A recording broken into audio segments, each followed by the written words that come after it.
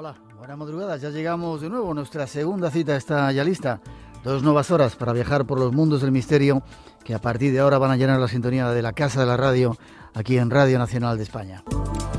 Hay muchos misterios en torno al cosmos. Esta noche queremos aportar respuestas. Detrás de esa introducción empezamos con ello.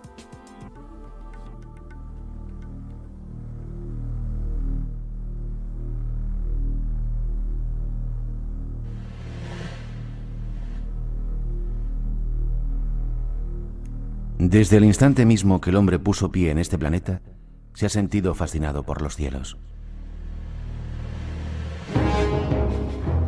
El cosmos, esa infinita cantidad de pequeñas luces que tintinean en la noche, han sido uno de los misterios que más han llamado la atención a los hombres de todas las épocas.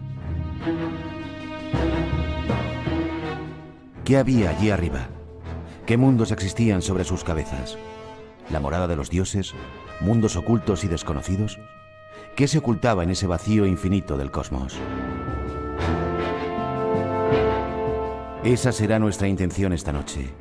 Explorar los cielos, iniciar una carrera para conquistar el espacio y comprender su inmenso vacío. Para ello, tenemos con nosotros a un ingeniero de sistemas que ha trabajado para la NASA. Viene dispuesto a desentrañar misterios y mitos modernos. ¿Es cierto que llegó el hombre a la Luna aquel día de verano, el 21 de julio de 1969? ¿Se nos ha ocultado la verdad o hay mucha teoría de la conspiración tras todo lo que circula por ahí? Y de paso, trataremos de contaros una alucinante aventura del Sputnik al Apolo 11. La apasionante historia del increíble esfuerzo tecnológico que supuso la llegada del hombre a la Luna y de cómo la exploración espacial se transformó en una auténtica carrera secreta de armamento entre Estados Unidos y la Unión Soviética. Todos los entresijos que estuvieron detrás de la vibrante carrera espacial entre la Unión Soviética y Estados Unidos, con el Sputnik como pistoletazo de salida. La Luna se convirtió en el objetivo primordial, y ninguno de los dos países dio la más mínima ventaja, recurriendo a todo tipo de estrategias, espionaje incluido, para llevar la delantera. Esta madrugada es un buen momento para buscar respuestas. Nos ayuda nuestro invitado.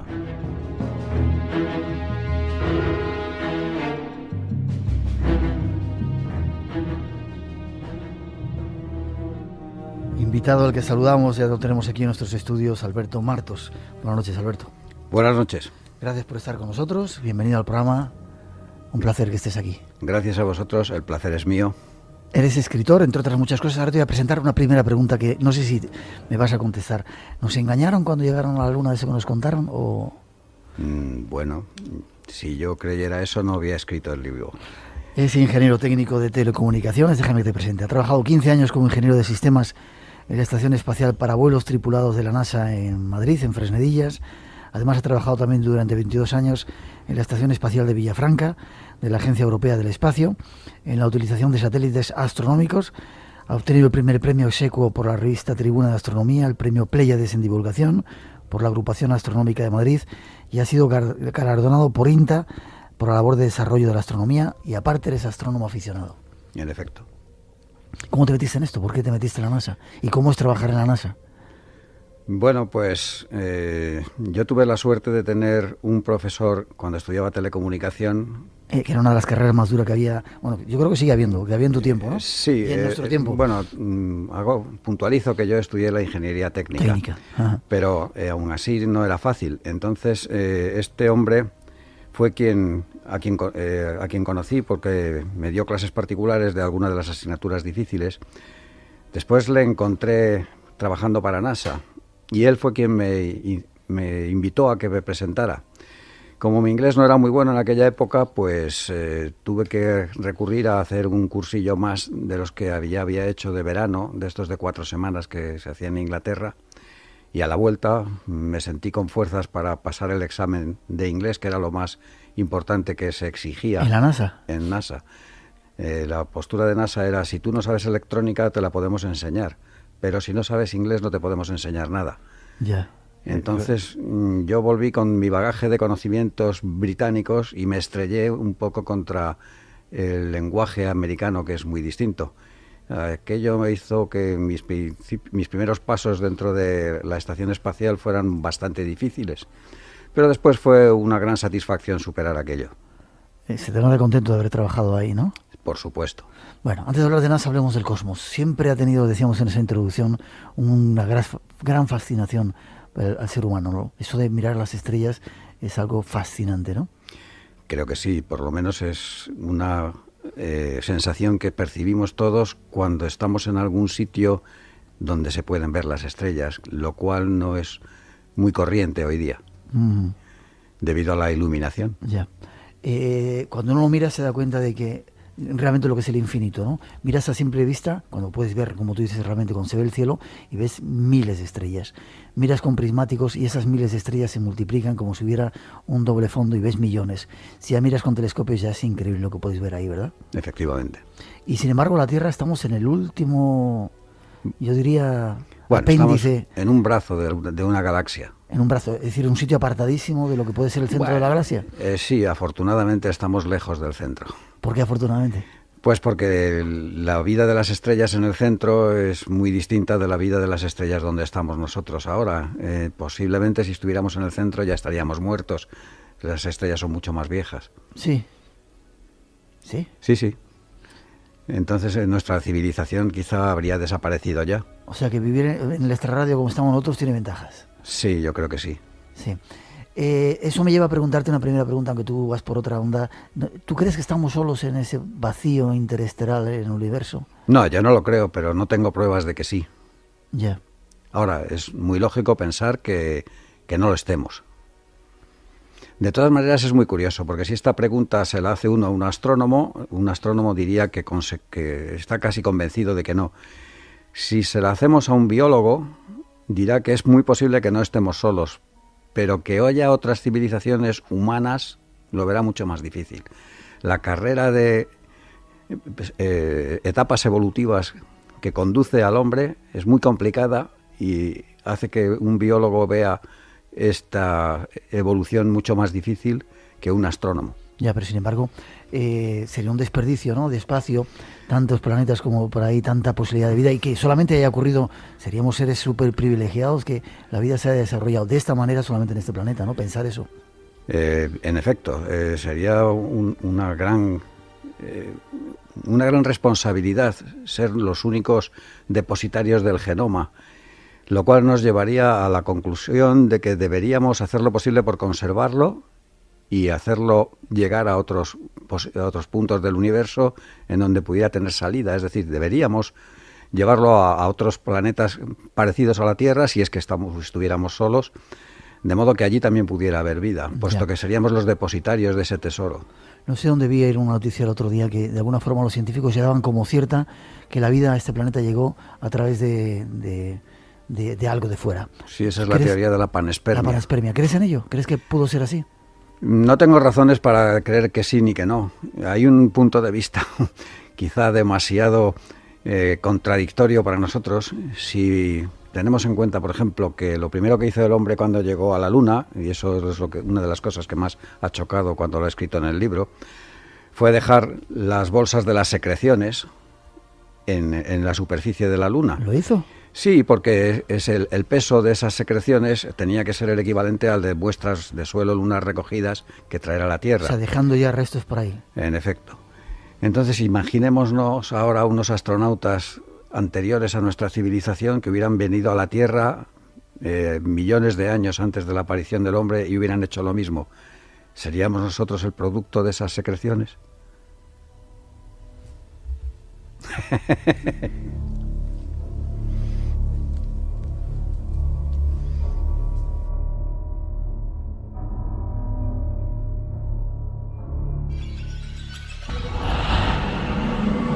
Te invitamos a entrar en un mundo único.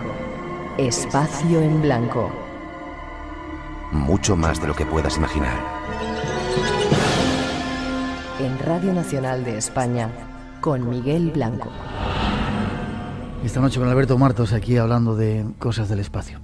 Iniciemos el viaje, si te parece. Al principio se pensaba que la Tierra era plana.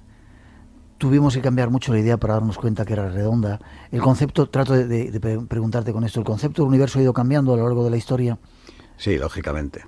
A medida que ha aumentado el conocimiento, los modelos de universo que ha tenido la humanidad han evolucionado con ello. Había un universo de Ptolomeo. ¿Cómo era ese universo? La idea que tenía Ptolomeo acerca del universo. Una especie de mecanismo de relojería extraordinariamente complicado que satisfacía al cálculo, pero era poco práctico. Digamos que era lo que se dice una entelequia mecánica para poder calcular posiciones de astros con fines astrológicos, curiosamente, pero sin que el propio Ptolomeo tuviese demasiado interés en dar a entender que aquello iba más allá de lo que es la pura entelequia. Durante mucho tiempo se pensó que la Tierra era el centro de este universo nuestro y que no giraba alrededor de ningún sitio. ¿Cuándo se dieron cuenta que girábamos alrededor del Sol y que estábamos en una esquina de esta galaxia? Pues curiosamente lo descubrió un astrónomo griego que se llamaba Aristarco de Samos, y lo hizo a través de un razonamiento muy curioso, simplemente comparando lo que ocurre con los eclipses de Sol y con los eclipses de Luna. ¿Sí? Entonces él se dio cuenta que en un eclipse de Sol, la Luna tapa casi exactamente al Sol. Y en otras observaciones que hizo cuando la Luna está en la fase de cuarto creciente o cuarto menguante, es decir, cuando se forma un triángulo rectángulo entre la Luna, la Tierra y el Sol, pues midiendo el ángulo que forman sobre el horizonte el Sol y la Luna, trató de resolver ese triángulo por medio del teorema de Pitágoras. Y llegó a la conclusión de que el Sol tenía que estar muchísimo más lejos que la Luna para que se dieran esas condiciones de observación. Pero si durante un eclipse la Luna tapaba exactamente al Sol y estaba muchísimo más cerca, ¿qué quería decir aquello? Que el Sol era muchísimo más grande. Aunque él no acertó a aquilatar la magnitud en que es mucho mayor el Sol que la Luna, y obtuvo un valor mucho más pequeño, su cálculo no le resta el menor mérito.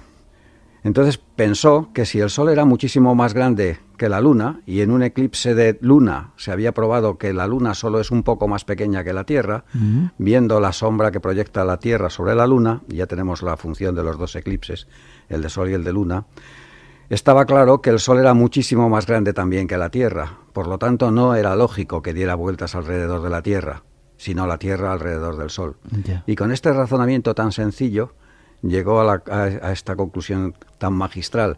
Lo que ocurre es que después vinieron los fanáticos diciendo que aquello era una herejía. ¿No le acabarían quemando casi? No le quemaron, pero le obligaron a no publicar lo que decía. O sea, sus ideas fueron descartadas. Y cuando Kepler, no sé si llegó y fue... ¿Cómo era el universo de Kepler? Que era otro de los individuos que también revolucionó un poco esa idea. Bien, Kepler ya era copernicano en el sentido de que se había convencido de que que Aristarco tenía razón y de que era la Tierra la que daba vueltas alrededor del Sol y no el Sol alrededor de la Tierra. Entonces, en su universo, aunque los planetas no... digamos que Kepler no llegó a intuir la ley de la gravitación universal, no pudo explicar qué era lo que los sujetaba. Sí llegó a la conclusión de que describían órbitas elípticas alrededor del Sol. Entonces su principal mérito fue destronar al círculo, que era la curva perfecta que debían seguir, según los métodos antiguos, todos los planetas, ya que eran la obra de los dioses o de un dios. Entonces, como obra de tal ser, deberían ser obras perfectas. El círculo perfecto, la forma perfecta es la del círculo. Pues destronarlo en favor de la elipse. Eso fue su principal mérito conceptual. Después formuló 3 leyes que hoy día tienen una gran repercusión porque se siguen utilizando para el cálculo no solo de las órbitas planetarias, sino también de los satélites. Curiosamente, Kepler también era una persona muy intuitiva Entonces, aunque todos los descubrimientos que hizo los hizo observando sobre los cálculos o efectuando cálculos sobre posiciones medidas en un solo planeta, Marte, por su mecenas principal, un astrónomo danés llamado Tycho Brahe, no dudó en aplicarlas al resto de todos los planetas del Sistema Solar, pero nunca lo comprobó con ellos. Es decir, aplicó sus leyes a todos los planetas, pero solo los había medido en el caso de Marte. Ya. Iban cambiando los conceptos del cosmos a medida que iban teniendo conocimientos, pero cuando surge la astronomía y un poco la idea de intentar conocerlo más, de viajar, de salir fuera, ¿en qué momento? La idea de salir fuera es una idea bastante moderna, porque en los tiempos antiguos estos modelos que he dicho al principio, que eran un poco una especie de relojes mecánicos en los que había esferas que engranaban en otras esferas y que llevaban un movimiento perfectamente sincronizado, que era lo que a los teólogos les daba uno de los mejores argumentos para probar la existencia de Dios, la que el orden supone un ordenador. Entonces, en estos sistemas no tenía mucho sentido la idea de viajar a otro planeta, porque nos encontrábamos con estos orbes cristalinos en los que estaba distribuido el cosmos. La idea es cuando aparece la teoría de la gravitación, y entonces ya no hace falta orbes cristalinos para sujetar los planetas, es la gravedad la que los mantiene sujetos alrededor del Sol, y ya se puede hablar de si hay vacío o si no hay vacío, si se puede ir y no se puede ir. Pero realmente las primeras ideas que no sean fantasiosas, porque por ejemplo Kepler pues habla de ir a la Luna en un sueño, y Julio Verne y todos ellos, ¿verdad? Julio Verne ya tiene una idea diferente. A él lo que ocurre es que estaba inmerso en una problemática distinta. Para él, en su época, se había llegado a la conclusión de que entre los planetas rige el vacío. Pero los principios o las leyes de Newton, mal entendidas en su época, daban a entender que el vacío, por no tener masa, no podía recibir momento o energía mecánica. Por lo tanto, los motores de reacción no funcionarían en el vacío. Ya. Entonces, aunque se conocían los motores de reacción desde la época de los chinos, los cohetes, a Julio Verne no le parecía que fuera posible viajar a la Luna en un cohete, y por eso hace viajar a sus héroes, a sus protagonistas de la novela de la Tierra a la Luna, en un proyectil, porque cree que es la única manera de viajar. Qué curioso. Seguimos avanzando dentro de nada, vamos a entrar en esa carrera espacial y sobre todo la Luna, que es la que nos interesa. Los primeros cohetes no tanto servían para tratar de salir de aquí, sino eran armas en principio, ¿no? Todo se plantea como una cuestión armamentística. Sí, lógicamente. Es que los cohetes, incluso antes de la Segunda Guerra Mundial, ya se habían utilizado. Por ejemplo, en la Guerra de la Independencia de Estados Unidos contra Inglaterra, de las 13 colonias, pues ya los ingleses atacaron algunas posiciones estadounidenses con cohetes disparados desde barcos. Por ejemplo, el fuerte McHenry, que está en Baltimore, pues que allí cuando uno lo visita le cuentan esta historia, ¿no? ¿Desde barcos tiraban los cohetes? Sí, pero eran cohetes no como los que hemos conocido después, sino más parecidos a los de la verbena, pero con carga explosiva. Qué curioso. ¿Y cuándo se pega el salto? ¿Cuándo comienza la carrera espacial? Realmente empieza con la Guerra Fría. La Guerra Fría es la que le da el gran impulso a todo esto. ¿Segunda Guerra Mundial? Al final de la Segunda Guerra Mundial. Aquí, en la Segunda Guerra Mundial, sucede una coyuntura muy extraña, y es que son aliados países que tienen credos o doctrinas económicas muy distintas. Entonces, esto nos hace ver que era una alianza muy artificial. De hecho, ninguno confiaba en el otro. Había una gran desconfianza entre ellos mismos. Por ejemplo, Stalin, que era uno de los tres aliados, junto con Churchill y junto con Roosevelt, no se fiaba un pelo de sus colegas occidentales. Y tenía sus razones. Por ejemplo, se sabe que el embajador de Alemania en Suiza había intentado pactar con el embajador de Estados Unidos e Inglaterra en Suiza la paz por separado en Occidente, de modo que Alemania pudiera volcarse con todas sus fuerzas hacia el este para contener a Rusia. Eso es cierto que no se llegó a ningún acuerdo, pero también es cierto que no se le comunicó a Stalin. Entonces, cuando Stalin se enteró a través de sus espías, tenía sus razones para no fiarse de los occidentales. En el caso de los occidentales, ni siquiera ellos mismos estaban de acuerdo. Por ejemplo, Roosevelt era un gran colaboracionista, estaba convencido de que a Rusia había que ayudarla. Sin embargo, Churchill no. Para Churchill, lo que había que hacer es pensar qué iba a ocurrir después de que acabara la Segunda Guerra Mundial. Había que intentar contener la expansión del comunismo por Oriente. Entonces, para él, el desembarco que se hizo en Provenza se tenía que haber hecho en Grecia. Si el ejército que desembarcó en Provenza lo hubiera hecho en Grecia, una gran parte de Oriente, como podría ser Bulgaria, Rumanía y todos estos países, no hubieran caído bajo la órbita comunista, con lo cual hubieran podido contener la expansión del comunismo. Pero Roosevelt no lo veía así, había que colaborar con él. Okay. Entonces, ¿cuándo se produce el cambio importante? Cuando muere Roosevelt.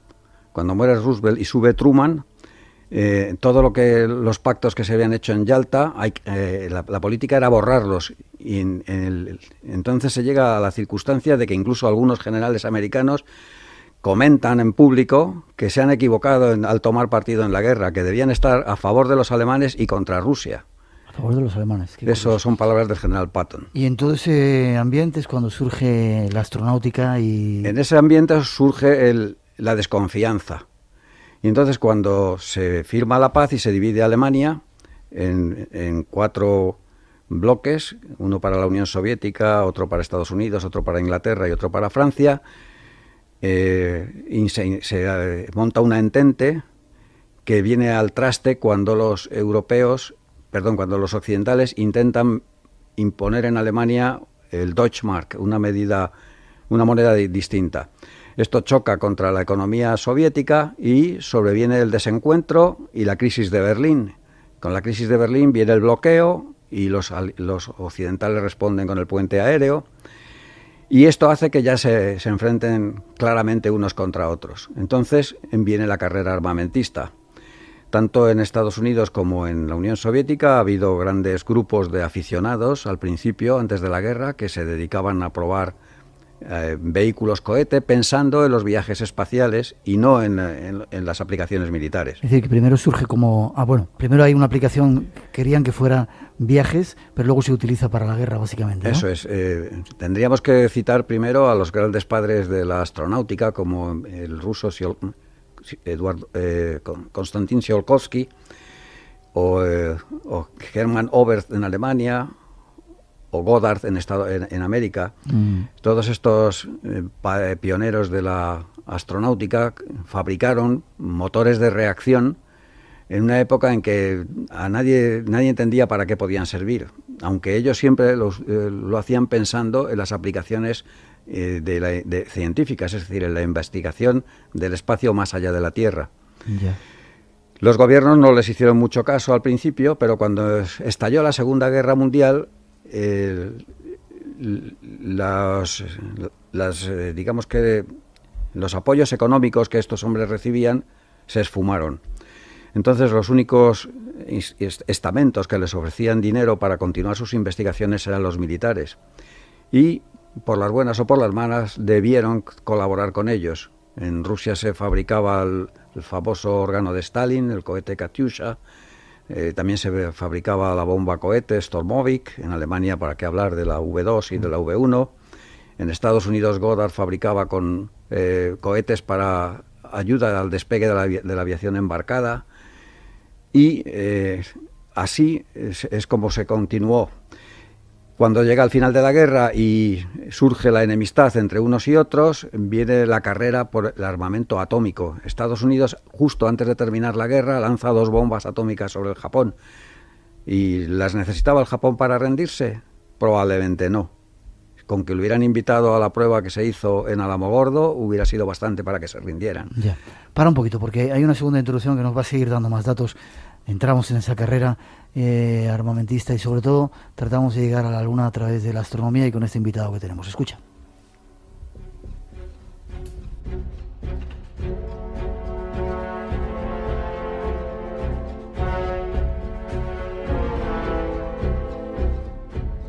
La historia de la carrera a la Luna constituye un episodio apasionante que tuvo lugar al inicio de la segunda mitad del siglo XX, es decir, de los albores de la andadura espacial de la humanidad.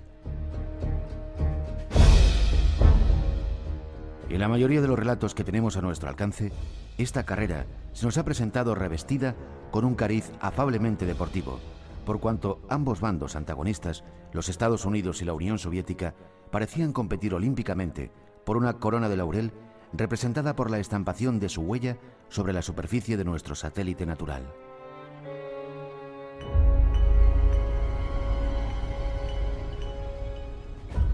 Los antiguos aliados de la Segunda Guerra Mundial obraron siempre bajo una gran desconfianza mutua que les impidió ponerse de acuerdo a la hora de repartirse el mundo de la posguerra.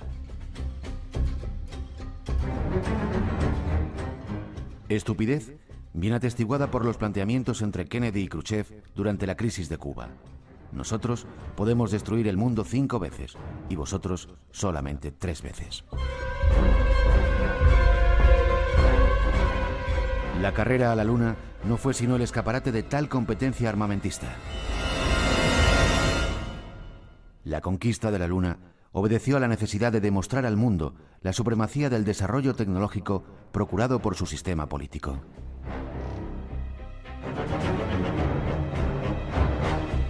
Aunque se proclamó a todos los vientos el espíritu pacífico y el objetivo científico de sus expediciones Apolo a la Luna, justificado por la creación de un organismo no militar, la NASA, para llevar a cabo tamaña empresa, la realidad fue que la casi totalidad de los astronautas que se pasearon por la superficie lunar fueron pilotos militares, con una sola excepción. Estos son algunos apuntes de la historia que esta noche os queremos contar. Nuestro invitado tiene más datos.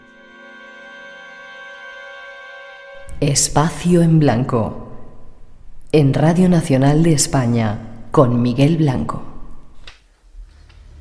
2:36, 1:36 en las Islas Canarias. Seguimos con ese concurso. Tenemos 5 libros para que aprendáis algo de esa carrera espacial de nuestro invitado. La forma de entrar, 900-137-137, nuestro teléfono. Qué curioso, Khrushchev decía que Khrushchev y... esperad, ¿quién era el otro? Presidente, que decía, vosotros tenéis... Kennedy. Podéis destruir 3 veces el mundo, nosotros lo destruimos 5 veces. Qué curioso. Ahí, en todo ese mare magnum, comienza esa carrera, porque tú no quieres contarme, pero te vamos a intentar sacar. Yo, más que curioso, lo calificaba de estúpido. Sí, bueno. Empiezan a disparar a la Luna. Operación Mona. ¿Qué es esa operación? Bien, cuando los soviéticos se adelantan a los americanos... Habían ido por delante durante mucho tiempo, ¿no? Sí, el primer Sputnik, el primer ser vivo... ¿Quién era el primer ser vivo? Una perrita. Laica. Una perrita laica. ¿Y alguna mujer? ¿Fue también luego alguna astronauta? También la primera mujer astronauta fue soviética, fue rusa. Era Valentina Tereskova. Entonces, también fueron los primeros en enviar un vehículo fuera del sistema solar, fuera del ámbito de la órbita terrestre, que se quedó dando vueltas alrededor del Sol. Entonces, con todo esto, a esto hay que añadir que el Sputnik ruso, el primero que lanzaron, pesaba 85 kilos, y el Explorer americano, que había sido objeto de una extensa propaganda durante los prolegómenos del Año Geofísico Internacional, solo pesaba 5. Entonces, cuando los círculos competentes americanos recibieron la noticia y les dijeron 85 kilos, pues se dio la paradoja de decir, ¿cómo? Repita, ¿querrá usted decir 8,5? No, he dicho 85. Pues parecía increíble, ¿no?, que la Unión Soviética fuese capaz de poner un autobús en órbita mientras los americanos ponían una bicicleta. Y digo lo del autobús porque el tercer Sputnik ya pesaba 1.400 kilos contra unos pocos kilos que eran capaces de poner los americanos. Entonces todo esto hizo que la Unión Soviética fuese muy por delante y Estados Unidos entrara en una carrera de armamentista, sobre todo porque se daban cuenta que si a esta carrera se le añade la de las bombas atómicas, Estados Unidos había intentado, como acababa de decir antes, demostrarle a la Unión Soviética quién iba a cortar el bacalao de la posguerra con las dos bombas lanzadas sobre el Japón, una de uranio y otra de plutonio. Y la Unión Soviética creó su propia bomba atómica gracias al espionaje internacional. Pocos años después, Estados Unidos dio un paso más y creó la bomba de hidrógeno.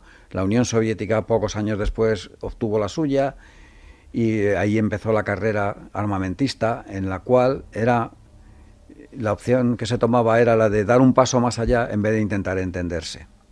Por eso la llamo estúpida. Ya. ¿Y la operación Mona? Te he vuelto a preguntar. Ah, sí. ¿Qué tema ha sido por las ramas?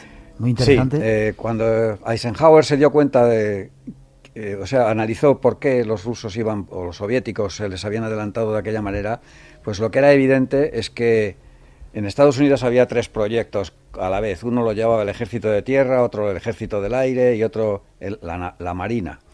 Entonces los esfuerzos tecnológicos y económicos del país iban por triplicado, mientras que la Unión Soviética empujaba solo en una dirección. Entonces, a la vista de las grandes demandas que exigían los militares de los 3 ejércitos, Eisenhower, que era militar, llegó a la conclusión de que aquello no tenía otra salida que quitarle a los ejércitos el monopolio de la construcción y de estos vehículos y crear un organismo civil. ¿Y cuándo se crea la NASA? Entonces, cuando los militares percibieron que una gran parte del presupuesto nacional iba a pasar a manos civiles, hicieron un último esfuerzo para demostrarle al presidente que ellos podían hacerlo, y en lugar de continuar cada uno por su parte en el esfuerzo espacial, pues se coordinaron un proyecto entre solamente la Marina y el Ejército del Aire, que consistía en llegar a la Luna con una cápsula capaz de hacer medidas aunque se estrellara contra ella. Durante el tiempo de arribada a la Luna era suficiente para efectuar una serie de medidas que estaban propiciadas por las propuestas del grupo que llevaba el Año Geofísico Internacional.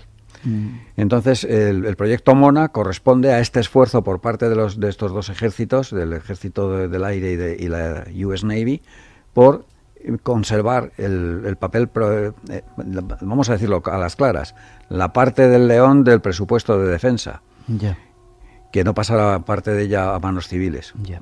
Por otro lado, había otro proyecto, el LUNIC, que trataban de hacer puntería en la Luna. Sí, los americanos, o los militares americanos, se defendían de la inferioridad en que se habían quedado con respecto al plano de los éxitos soviéticos, diciendo que en efecto habían conseguido un gran lanzador que era capaz de poner en órbita pesos o masas enormes, pero que su electrónica estaba cruda y que no era fiable. Era una especie parecida a lo que le ocurrió a Alemania con la V2. Era un arma muy mortífera, pero no consiguió dar la vuelta, ni siquiera alargar la duración de la guerra. Entonces desdeñaron la precisión que conseguían los soviéticos con su gran lanzador, y estos, para demostrarles que podían hacer con él lo que quisieran, dijeron: vamos a elegir un blanco difícil, la Luna, que ya la habían elegido antes los americanos. Ellos no llegaron, y ellos con el segundo intento consiguieron hacer Diana. Es decir, que seguían yendo por delante. En efecto. Proyecto Vostok, el primer hombre en la Luna. ¿Qué proyecto era ese? No, el proyecto Vostok no era en la Luna, era en órbita terrestre. Perdón, sí. Pues era, en efecto, poner el primer astronauta que hablara en ruso, que no hablara en inglés, y lo consiguieron. Fue adaptar el gran lanzador capaz de poner grandes masas en órbita terrestre, construir un vehículo espacial capaz de llevar un hombre a bordo y entrenar pilotos de combate para que hicieran este trabajo. En Rusia eran militares todos. Y en Estados Unidos, menos uno. Menos uno. 2:44. Deje que demos un pozo más. Estamos cerquita de llegar a la Luna. Le hemos bombardeado. El primer hombre ruso da la vuelta, empieza a orbitar fuera de nuestro planeta. Nos falta llegar a la Luna. Detrás de esa introducción os damos más datos. Y atentos, queremos que nos explique si realmente llegamos y otra serie de informaciones que tenemos aquí que os van a resultar curiosas.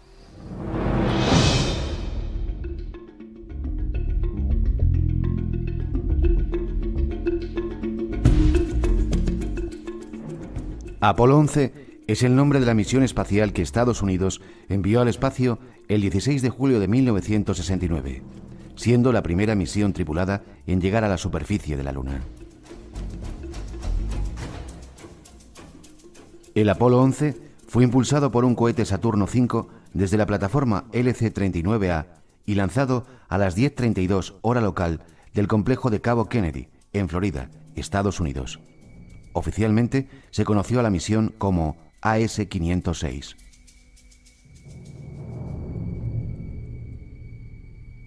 La tripulación del Apolo 11 estaba compuesta por el comandante de la misión, Neil Armstrong, de 38 años, Edwin Aldrin Jr., de 39 años, y Michael Collins, de 38 años y piloto del módulo de mando. La denominación de las naves, privilegio del comandante, fue Eagle para el módulo lunar y Columbia para el módulo de mando. El comandante Neil Armstrong fue el primer ser humano que pisó la superficie de nuestro satélite el 21 de julio de 1969, al sur del Mar de la Tranquilidad, 6 horas y media después de haber alunizado. Este hito histórico se retransmitió a todo el planeta desde las instalaciones del Observatorio Parkes, en Australia. Inicialmente, el paseo lunar iba a ser retransmitido a partir de la señal que llegase a la estación de seguimiento de Goldstone, California, perteneciente a la red del espacio profundo.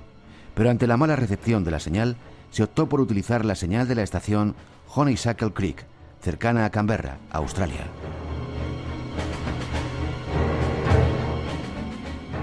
Esta retransmitió los primeros minutos del paseo lunar, tras los cuales la señal del Observatorio Parkes fue utilizada de nuevo durante el resto del paseo lunar.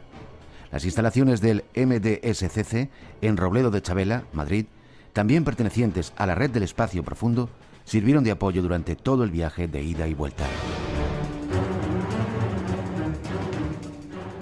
El 24 de julio, los 3 astronautas amerizaron en aguas del Océano Pacífico, poniendo fin a la misión. ¿Pero fue realmente la historia así o nos han ocultado información? Nuestro invitado tiene respuestas para nosotros. Fíjate la cantidad de preguntas que tengo para hacerte. Yo creo que voy a tener que venir otro día al programa. Se hacen varios intentos en los Apolos. Hay varias catástrofes, ¿verdad? Una.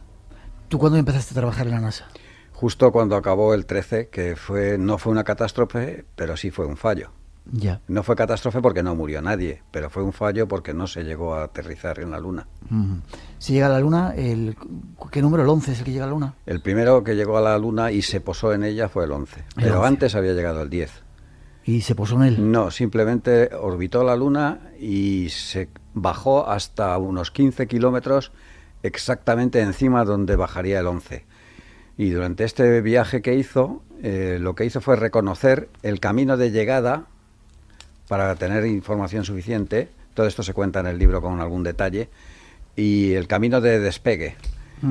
Entonces, cuando se conoció bien este camino, se le puso un nombre curioso. Se le llamó la US 1, que es el nombre de la carretera que recorre el continente americano de norte a sur en la costa oriental.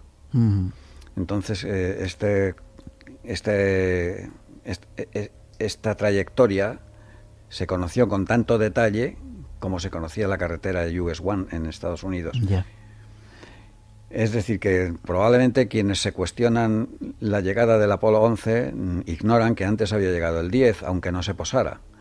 y que estuvo exactamente analizando el punto en donde se lo haría el 11. Esto además fue muy conocido porque Apolo 10 llegó a la Luna en las Navidades del año 68, es decir, en diciembre del año 68. Uh-huh. Y entonces hubo hasta una serie de actos conmemorativos de la Navidad a bordo. Uh-huh. Después se hace el siguiente, el Apolo 11, y según tú llegarán a la Luna. Sabes que hay muchas dudas al respecto.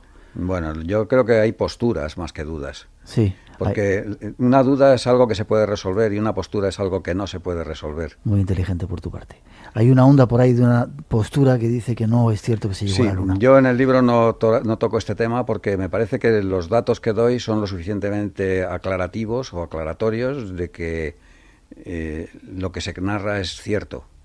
Entonces creo que no voy a entrar en la dinámica de discutirlo. Diré que en el proyecto Apolo trabajaron 400.000 personas, todos ellos no eran americanos, muchos éramos extranjeros, y es muy difícil engañar a 400.000 personas haciéndoles creer. Además, estas personas no eran jugadores de rugby, eran ingenieros, científicos, de toda clase de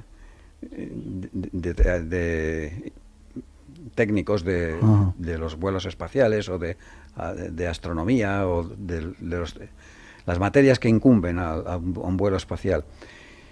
Entonces, engañarnos a todos a la vez, bueno, yo debería retirarme porque yo entré después, ya digo, entonces no quiero atribuirme méritos de los que carezco, pero haber engañado a toda aquella gente me parece imposible. Y además engañar a la Unión Soviética, que había ido por delante hasta ese momento y que fue precisamente con ese aterrizaje donde perdió la carrera espacial, porque ellos no lograron llegar a la Luna, y eso que lo intentaron. Ya. Apolo 11 llega a la Luna. ¿Cuántas misiones más llegan a la Luna y se posan? En total 6.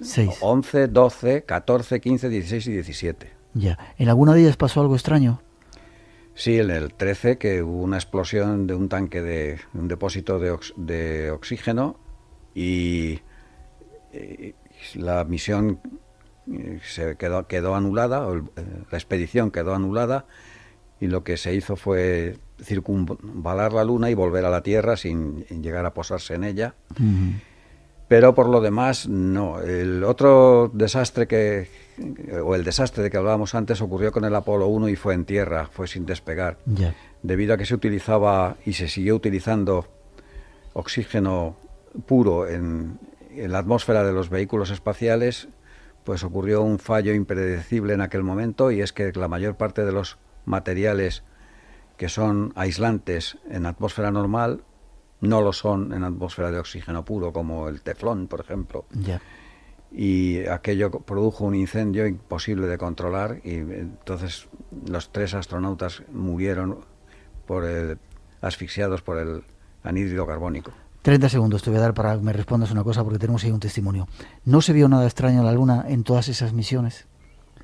Tenéis que ver la cara que pone como me está mirando. Lo digo a los oyentes. Pues sí, depende de lo que se entienda por extraño. Si por extraño se entiende, por ejemplo, que había suelo rojo o suelo anaranjado... No, me refiero a estructuras, a edificios, a otras presencias. Que yo tenga conocimiento, no. ¿Me dejas que escuchemos un testimonio? De acuerdo. Publicado, bueno, luego te digo dónde está publicado, 31 de julio de 1971, Televisión Española daba la noticia y algunas personas la vieron. Este es el resumen.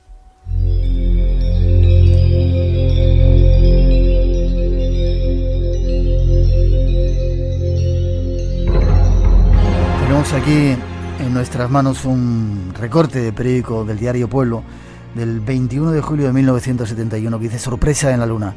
Aparece en pantalla por equivocación un edificio metálico de varias plantas en la Luna. Vamos a ponernos en contacto con Paco Barrera, presidente de la sociedad Betelgeuse. Buenas noches, Paco. Hola, buenas noches. ¿Cómo estás? Pues nada, por aquí. Tú fuiste uno de esos españoles que en 1971 estaba haciendo la televisión, estaban transmitiendo una nueva llegada a la Luna, ¿verdad? Sí, correcto. Del Apolo 15. Exactamente. ¿Y qué se vio? Pues vamos a ver, yo desde pequeño me interesaba mucho el tema de los vuelos espaciales y tuve la gran suerte de, a través de televisión, recortes de periódicos, pues seguir un poquitín la historia. Pero centrándonos en el tema, llegó el vuelo del Apolo 15. El interés había decaído un poco porque casi todo esto ya se había convertido en rutinario. Pero sin embargo, me acuerdo perfectamente de un detalle que, nos puso a todos otra vez al tanto de todos estos vuelos, y fue lo siguiente. Recuerdo que fue en el telediario del mediodía, en la primera cadena, que es la única que había en aquella época, sí, estaban retransmitiendo pues una escena, un paseo lunar de los astronautas del Apolo 15, y recuerdo perfectamente que se veía el módulo lunar, y la cámara hacía un pequeño giro, digamos, como hacia la derecha, cogió un astronauta, el rover, no recuerdo si salió, pero bueno, estaba haciendo una panorámica de lo que era todo el horizonte lunar, y de buena primera apareció por la parte derecha de la pantalla, si mal no recuerdo, algo que ni era el LEM, ni era el rover, ni nada, una especie como de estructura metálica, como yo dándole vueltas después sería como una especie de edificio, me pareció. Lo cierto es que aquello duró segundos. Un edificio metálico de varias plantas en la Luna. Tanto como eso... Eso decía el diario Pueblo. Sí, correcto, eso es lo que quería decir. Entonces vi eso, una estructura grande en forma de, tenía aquello como una especie de decir hangar, no sé, sería un poco atrevido, pero bueno, era una estructura metálica que no era nada de lo que siempre se había llevado a la Luna, absolutamente nada, era algo totalmente nuevo. Las imágenes, como digo, duraron segundos. Bueno, en ese momento yo me quedé un poco diciendo, ¿qué he visto? ¿Esto qué es? Y curiosamente yo tenía un amigo, Marino Gallego, que también éramos, en el colegio éramos considerados los bichos raros, ¿no? Porque nos interesaban estas cosas más que jugar a fútbol, pero bueno. Y entonces cuando esa tarde lo vi por allí, pues fuimos ya, el curso prácticamente había terminado y tal, pero coincidimos, nos quedamos mirándonos y como diciendo, ¿la has visto? Total, que él también lo vio.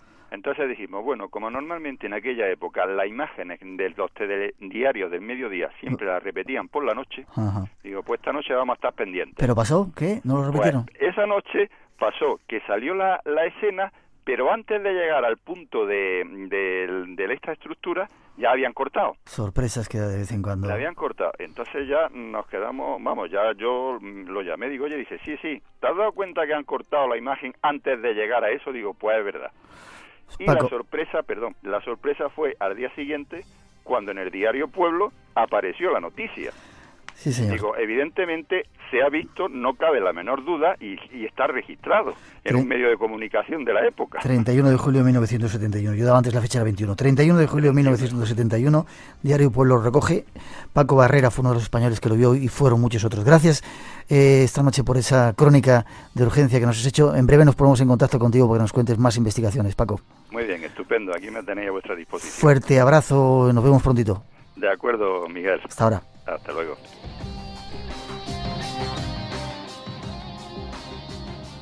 Ahí estaba el testimonio y aquí tengo el recorte de el periódico Pueblo. Sorpresa en la Luna, dice. No solamente fue él quien lo vio, hubo muchos españoles que vieron esa imagen extraña en televisión que curiosamente en la repetición del telediario de la noche la habían quitado. ¿Qué tiene que decir alguien que trabajaba en la NASA? Tienes 30 segundos porque luego tienes tiempo para hablar, es que llega el informativo enseguida. Que vieron más que yo. Yo participé en el vuelo del Apolo 15 y registré montones de anécdotas que ocurrieron. Y después conocí al comandante que vino a España, a John Young. Y este hombre, si hubiera visto lo que se dice ahí que vio, ahora no sería quien es. ¿Quieres decir que esto es mentira? ¿Que eso que se vio no se veía? Yo no me atrevo a decirlo, voy a decir lo que yo puedo decir. Yo no lo vi y estuve allí.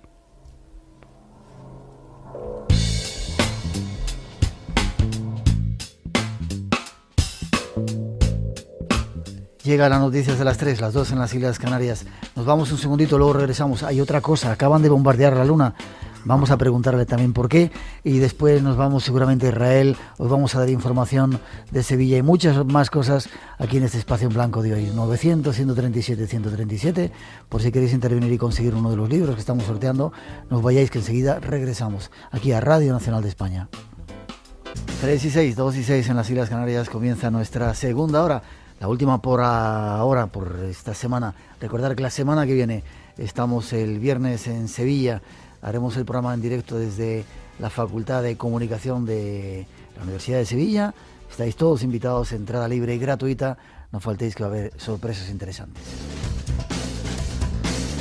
900-137-137 nuestro teléfono y seguimos adelante. Nos quedan unos cuantos minutos para seguir atornillando a este personaje que no acaba de soltar lo que...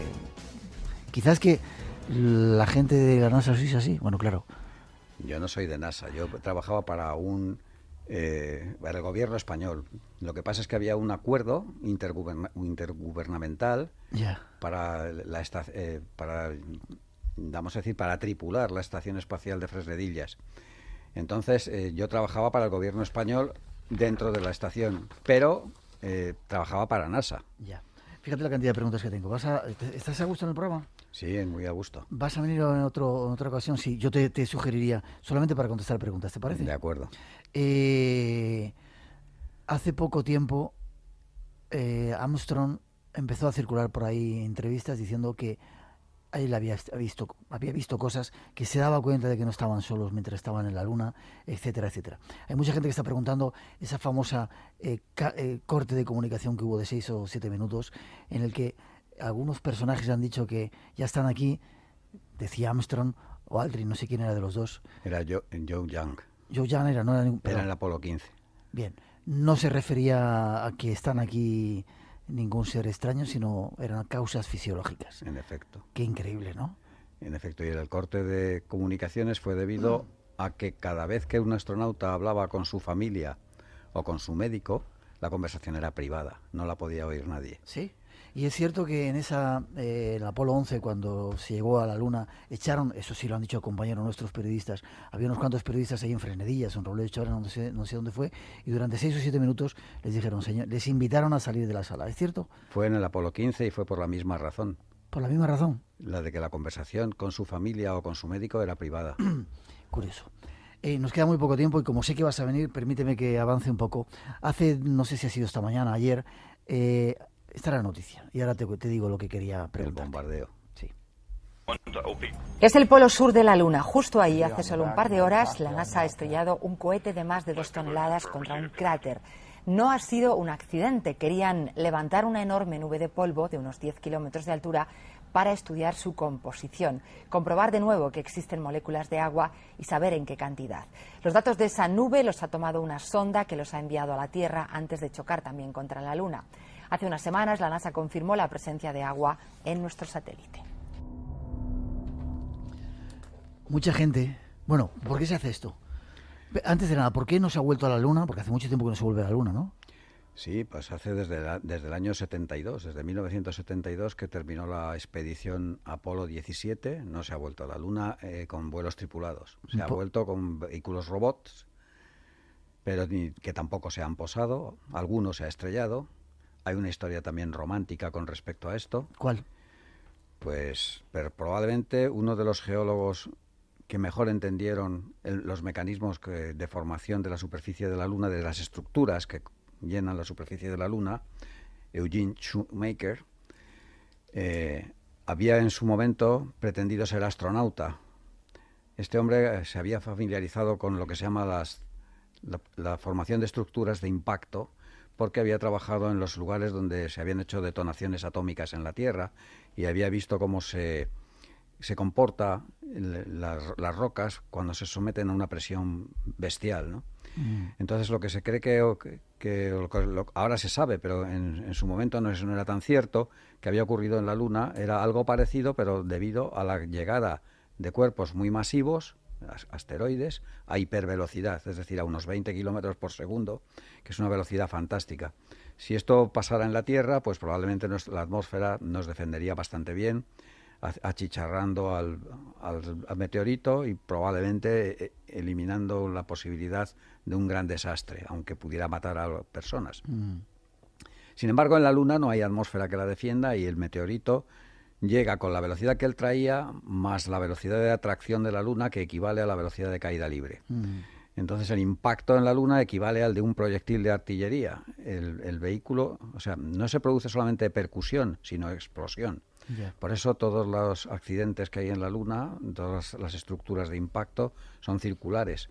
No las hay, o hay muy pocas rasantes. Yeah. Porque no importa la trayectoria que traigan, la explosión lo conviertes, lo mismo que pasa en un campo de artillería, batido por la artillería.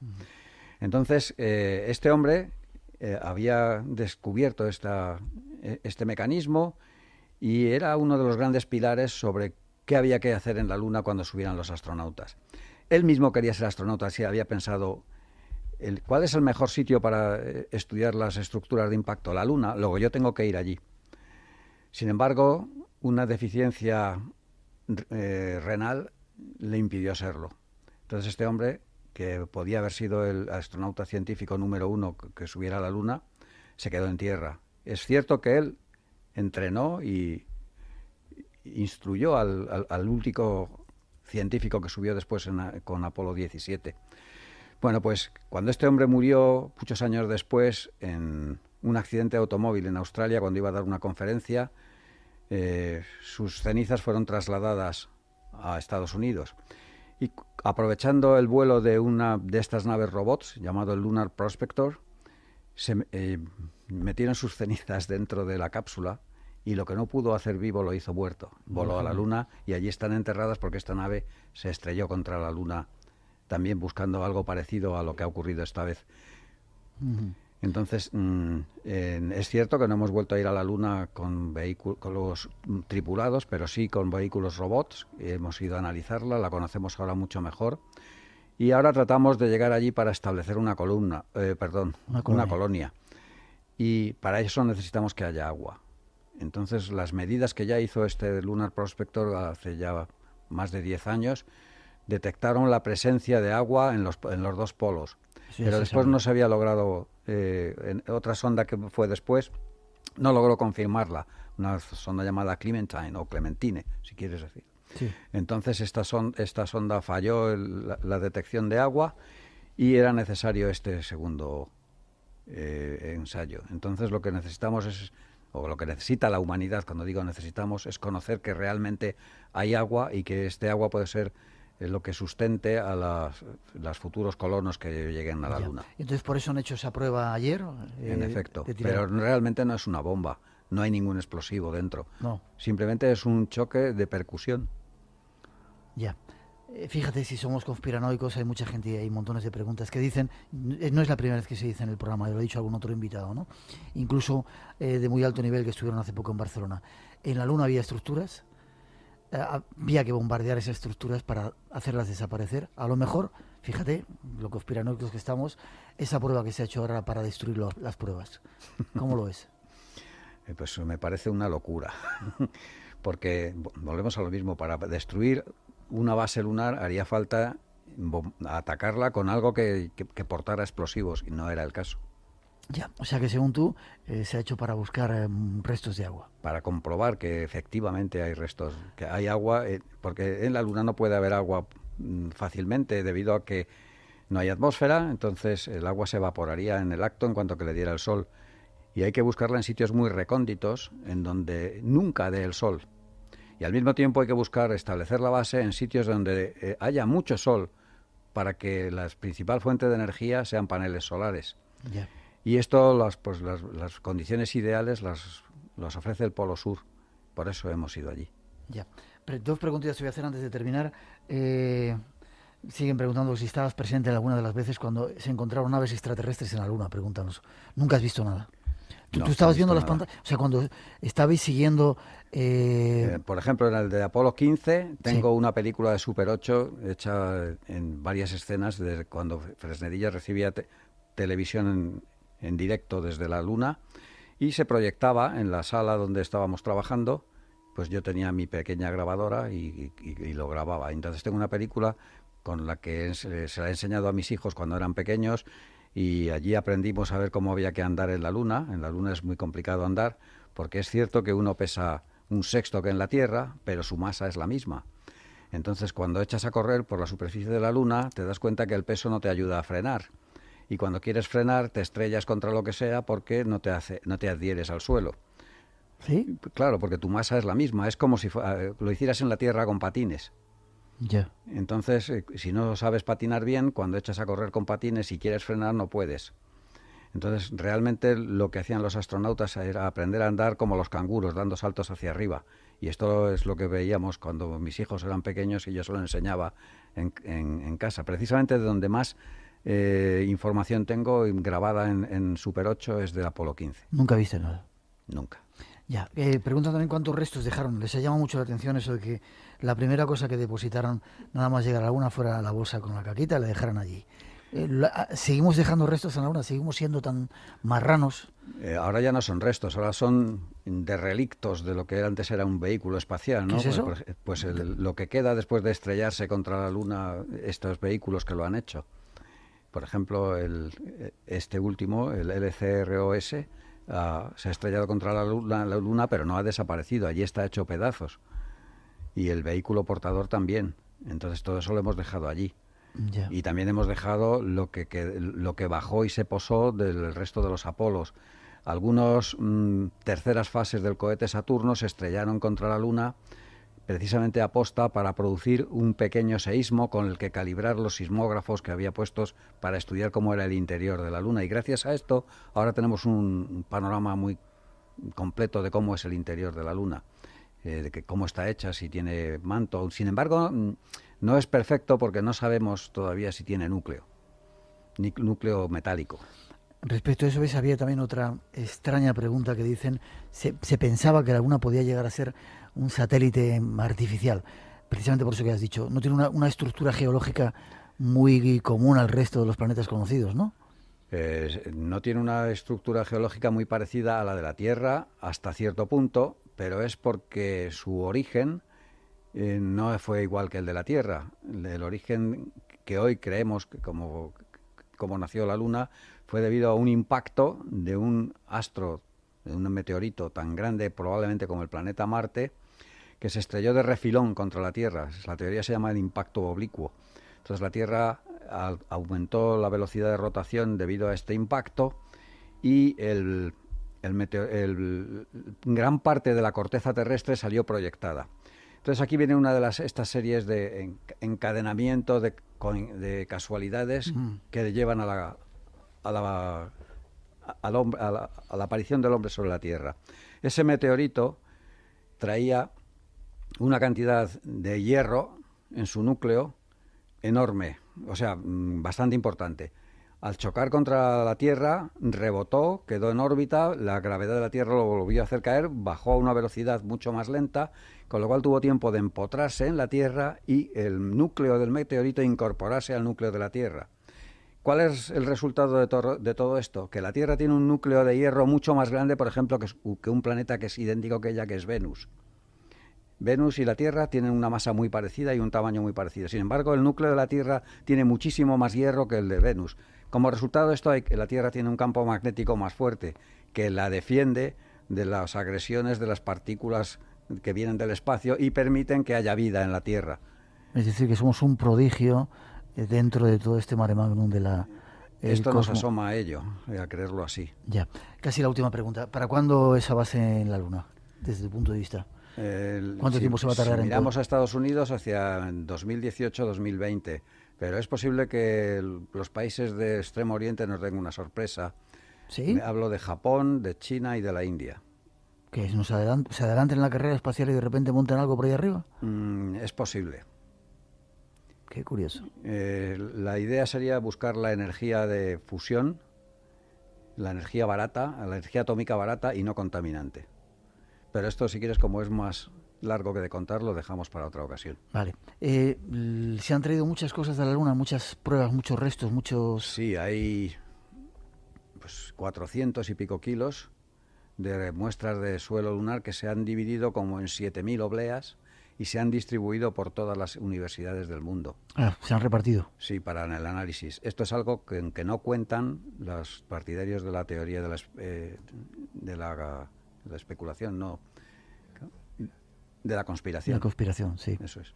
¿Y la luna de quién va a ser? ¿De los americanos o de quien monte allí? No, afortunadamente hay un tratado internacional que prohíbe la soberanía de la luna para ningún país, o sea, para todos los países. No puede haber, igual que hay tontainas por ahí que ofrecen parcelas en la luna, sí. Otros ofrecen nombres de estrellas, nada de esto es cierto. Uno puede pagar todo el dinero que quiera, pero la comunidad científica internacional no lo va a admitir, porque tienen sus propios mecanismos para nombrar a las estrellas, y las parcelas en la luna están prohibidas por esa ley.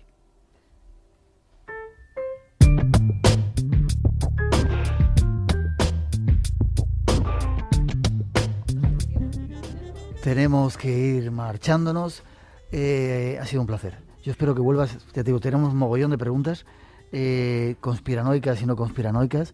Queremos tu punto de vista porque estuviste allí, has trabajado allí, un español que por lo menos puede contarlo de primera mano. Hay muchos, éramos muchas personas. Afortunadamente te tenemos a ti. ¿De verdad nunca viste nada? El suelo rojizo, el suelo anaranjado. ¿De verdad, de verdad? Es imposible, o sea, es muy difícil que siendo la Luna un planeta creado por impacto, en el cual la temperatura se hizo altísima y todos los materiales volátiles desaparecieron, solo quedaron los refractarios, pues después hayamos encontrado en la Luna manchas de óxido. Entonces, esto, que en un principio chocó mucho, después se ha explicado como que ha sido traído por meteoritos que chocaron contra la Luna, igual que el agua que hay en el Polo Sur. O por extraterrestres que llegaron... Y lo dejaron allí puesto, ¿no? 3:22, nos tenemos que marchar. La carrera espacial, si queréis saber más, Alberto Martos, el punto de vista científico de todo esto, y yo espero que hayas disfrutado estando en el programa, y te emplazo para que vengas otra vez para contestar un montón de preguntas, simplemente para contestar preguntas, ¿te parece? De acuerdo. Un placer. No te pido página web ni nada, que vayan al libro si quieren, ¿no? Bueno, todo lo que yo puedo decir sobre la carrera a la Luna está en el libro. Perfecto. Y pues, un placer que lo lean si quieren. La carrera espacial, Alberto Martos, editado por Nautilus. Y es un placer haberte tenido. Gracias. Yo lo he pasado muy bien con vosotros. Espero verte pronto. Nos vamos a Sevilla. Está la información que queremos daros y después hay un viaje que nos va a llevar hasta Israel, un país mágico también, y muchas más cosas.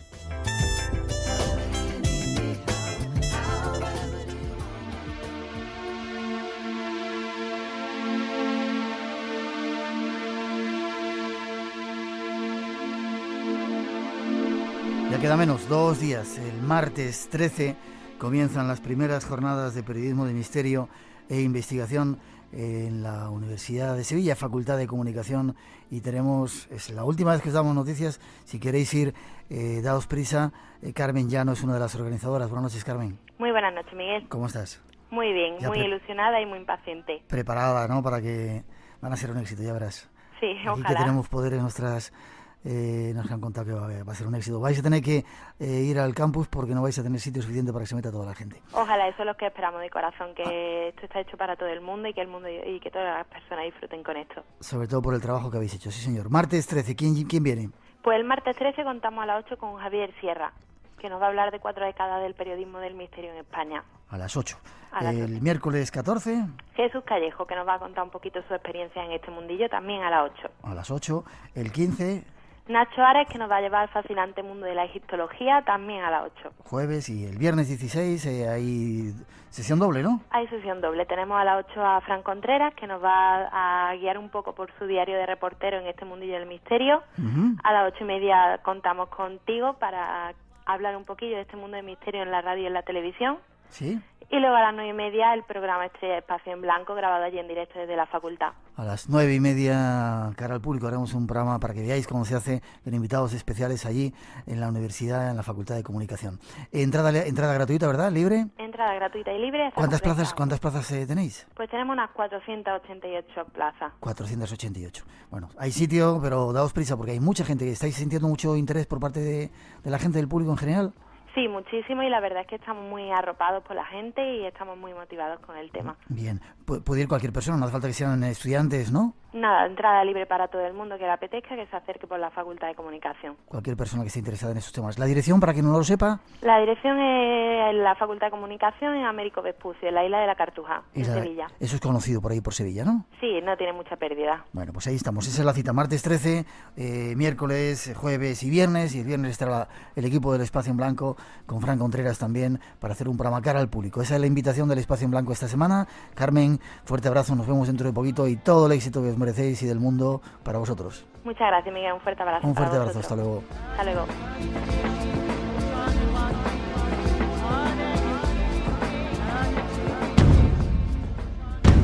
Entra en contacto con nosotros 900-137-137.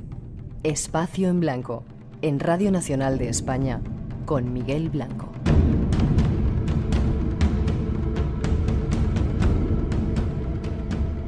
Tres y 29, 2 y 29 en las Islas Canarias.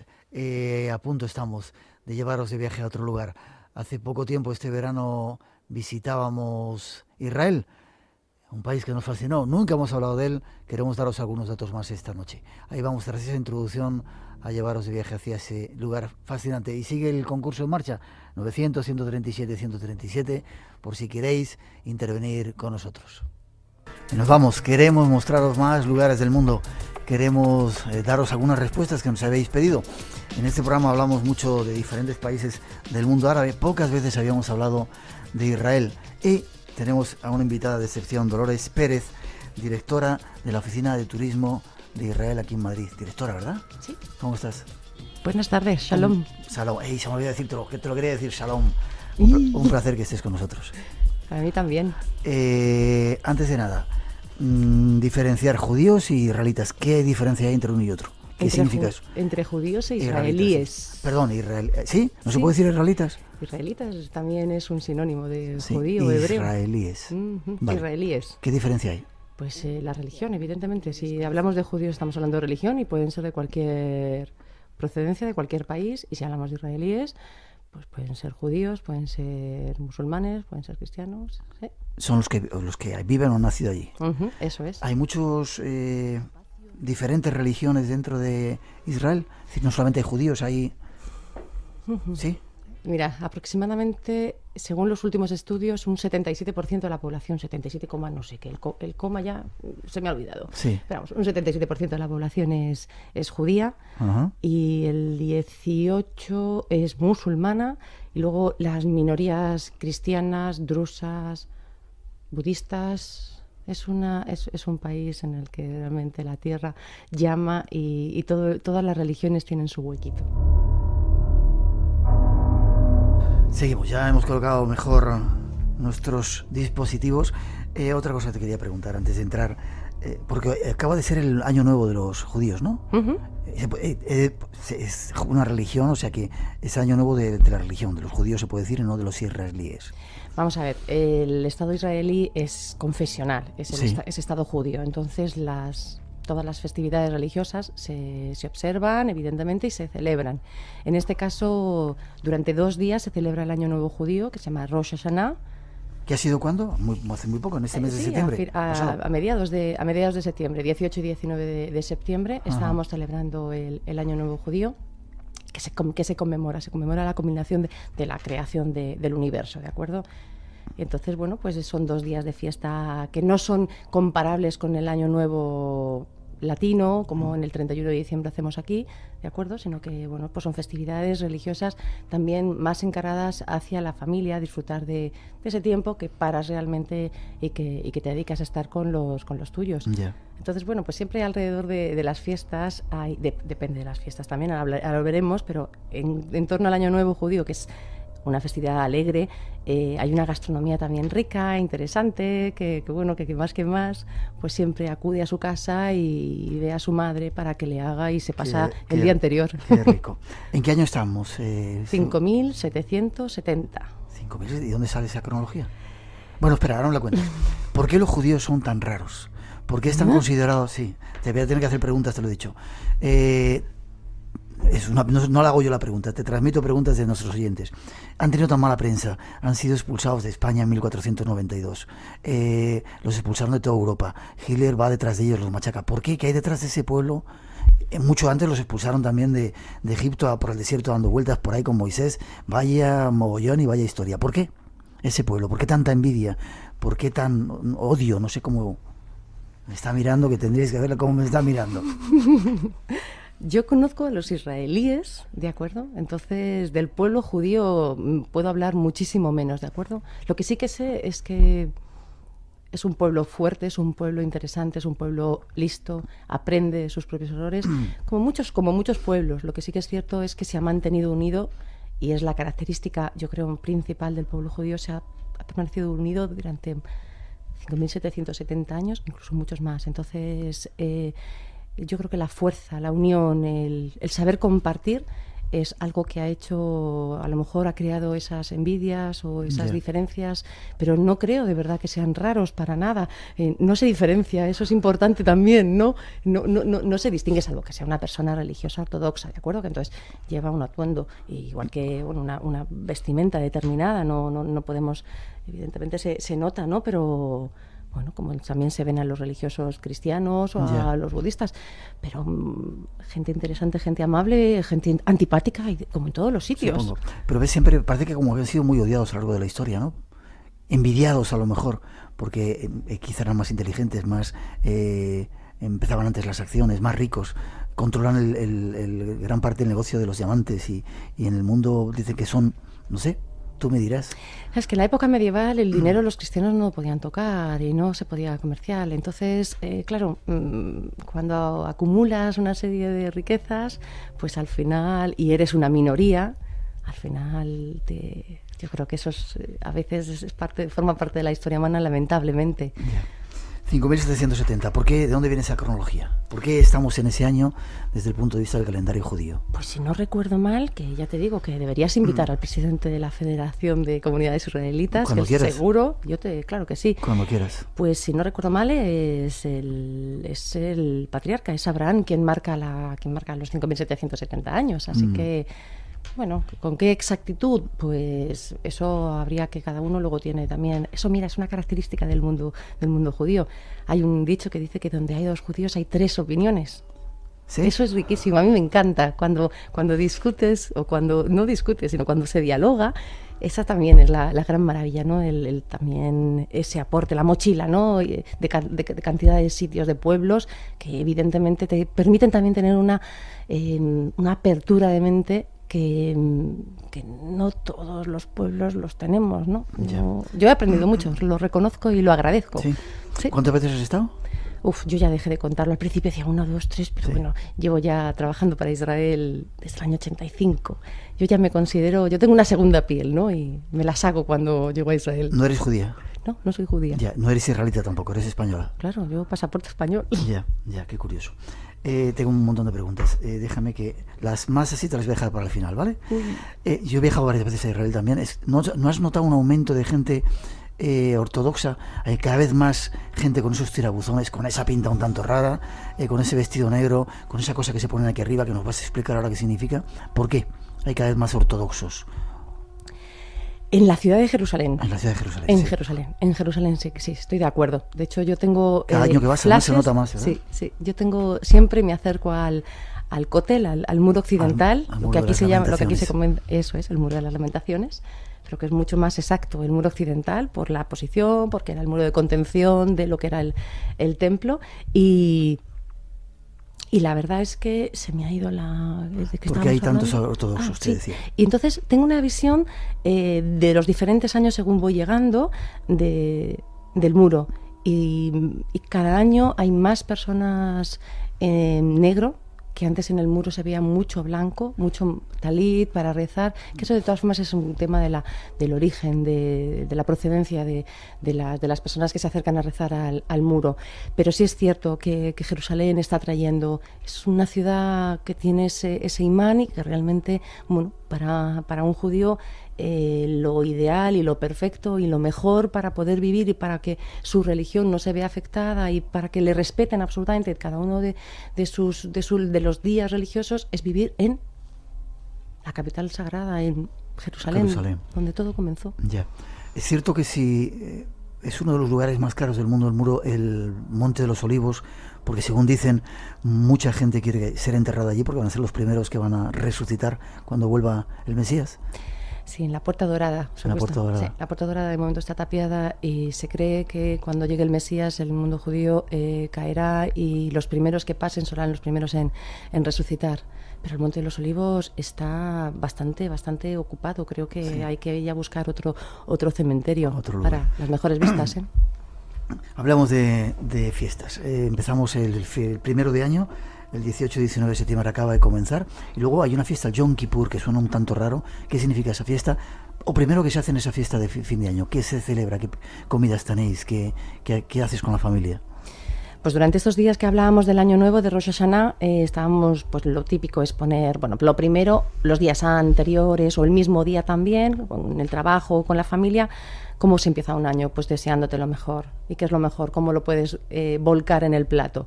Pues con miel, fantástica miel, con una manzana redondita, pues bueno, todo el mundo mojamos la manzana en la miel y eso es lo que compartimos. Y después, pues la gastronomía básica es pescado, porque los peces se multiplican, es toda una idea muy fácil, ¿no? Y además que enseguida se entiende de reproducción, de multiplicación, se comen granadas por las diferentes semillas, porque hay un montón de granos, entonces, bueno, pues que tengas la suerte de que se te multiplique todo, no solamente el dinero, sino los amigos, ¿vale? La suerte. Y luego, pues los dátiles, por supuesto, también. Dátiles. Refiriéndose también a, tamar, toda una historia para también endulzarte. Empezar el año dulce, ¿no? Que luego ya también tendremos muchos días a veces para no siempre tener alegrías. Llega Yom Kippur. ¿Qué pasa en el Yom Kippur? ¿Y qué significa ese día? El día del perdón. Que va a ser dentro de nada, ¿no? Sí. No, fue. Ha sido ya. Fue. Y de hecho es el día en el que yo no recomiendo a nadie llegar a Israel. ¿Por qué? ¿Vale? ¿De acuerdo? Porque realmente se paraliza el país. Es un día en el que seas o no religioso, seas o no judío practicante, ¿de acuerdo? Que ya luego si quieres también hablamos de cómo los israelíes viven el judaísmo. Realmente todo se para. Es un día de introspección, es un día para reflexionar. Desde el Año Nuevo, desde Rosh Hashanah hasta Yom Kippur tenemos 10 días. El libro de tu vida se queda abierto. Digamos que puedes sacar una goma. Yo por lo menos, a lo mejor, no quiero ser respetuosa con el mundo judío, pero bueno, digamos que tienes ese momento en el que puedes reflexionar, puedes... Borrar lo malo que has hecho en el... Claro. En el libro y... Sí. Llegar y decir, bueno, y también en el momento en el que Dios está decidiendo bueno, malo, aquí, allá. Entonces, en esos días, digamos que tienes ese tiempo pues para reflexionar. Y el día de Yom Kippur es un día de ayuno, no es una fiesta realmente, no se puede hablar de fiesta, sino es un día de ayuno, un día en el que realmente te quedas tranquilamente, ¿vale? En casa.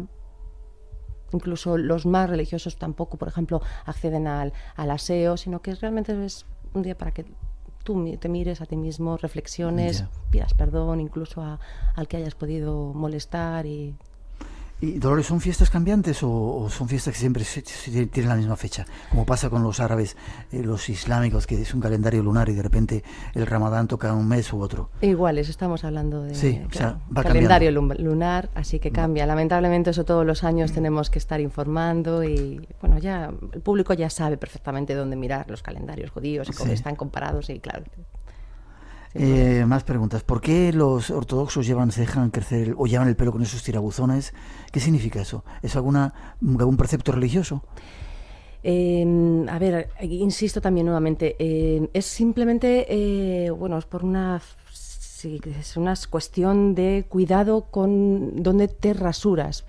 En la zona de la sien hay una serie de venas importantes que si las cortas puedes desangrarte y puedes, hay que tener cuidado. Entonces, esa es la razón por la que no se rasura el pelo, ¿vale? Ahí en esa zona. Para evitar tener un día que estés medio dormido y entre la cuchilla un poco más dentro, porque ahora, no te vas a cortar, ¿no? Pero con las cuchillas actuales, antiguamente que hacías con cuchillos de estos que hay con una piedra rápida. Entonces, ese es el cuidado. Luego, otra cosa es que hay gente que lo lleva porque, bueno, es fácil que si te cuelga el pelo, pues te haces esos caracolillos porque es una manera de distraerte, ¿vale? No es simplemente... esa es básicamente la razón. Hasta donde yo sé, esa es la razón. Qué curioso. Cuando cuando uno va al templo, al muro de las lamentaciones, te hacen ponerte un gorrito. ¿Qué significa ese gorrito?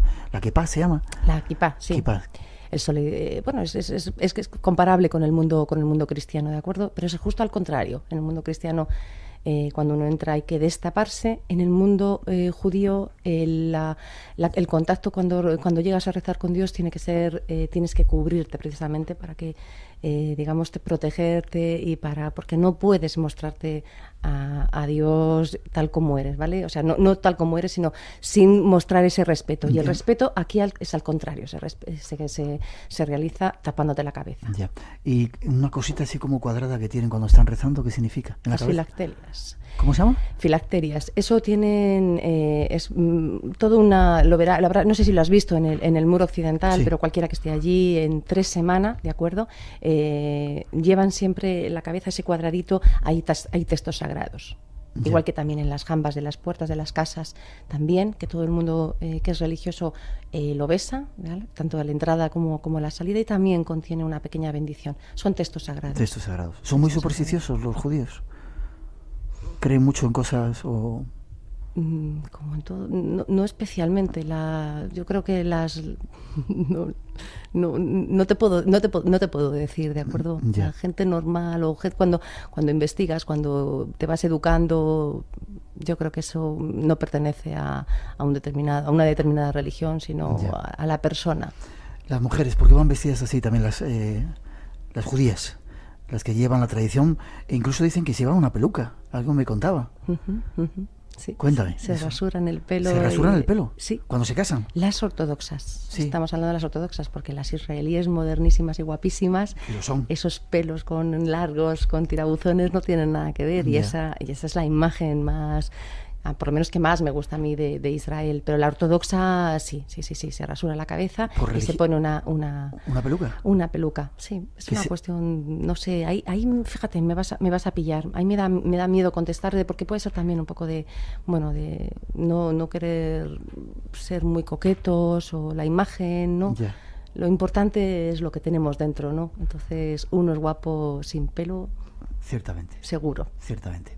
Dolores es nuestra invitada esta noche. Dolores Pérez nos va a llevar, atentos, nos va a sugerir algunos lugares de esa tierra sagrada que es Israel. Estamos en el Espacio en Blanco, Radio Nacional de España.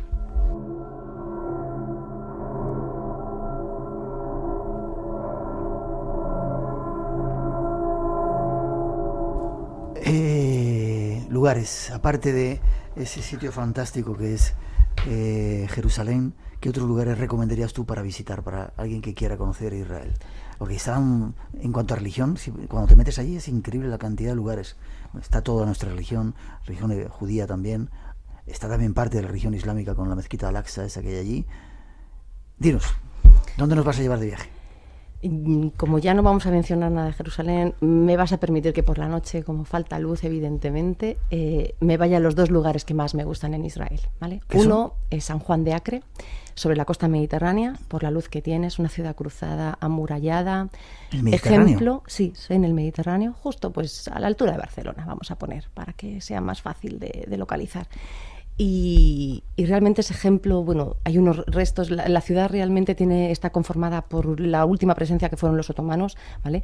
Y ese ejemplo de convivencia de las 3 religiones monoteístas, cristianos, judíos y musulmanes. Una ciudad pequeña, coqueta, fácil de fácil acceso, y sobre todo lo que hay que ver es toda la ciudad antigua, que además está declarada de interés por la humanidad por la UNESCO, y que te encuentras entiendes cómo vivieron, fue la capital de los cruzados en Palestina, ¿de acuerdo? Fue la última capital, y realmente ves todos los túneles de salida al mar, las salas de los cruzados, y hay una serie de eventos que cuando llegas allí la recreación es impresionante. Ese es un sitio, aparte de un lugar fantástico que hay al lado del mar para tomar un pescadito, por supuesto hay que aprovechar.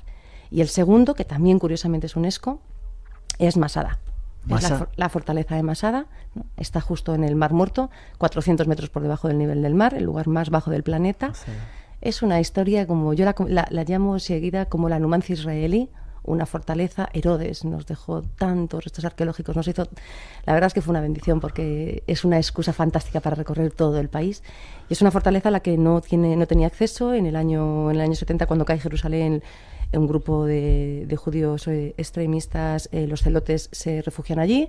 Y realmente, bueno, pues los romanos van allí, les asedian, y ya sabes cómo son los romanos, construyen 4 campamentos, no tienen acceso, tenían agua de sobra, un sitio en el que llueve muy poquito, 4 días al año, por decir algo, ¿de acuerdo? Y bueno, pues resistieron, construyeron los romanos una rampa, y cuando llegaron arriba, pues lamentablemente, evidentemente, antes que morir bajo la sandalia del opresor, pues evidentemente se inmolaron y se suicidaron la comunidad que estaba viviendo allí.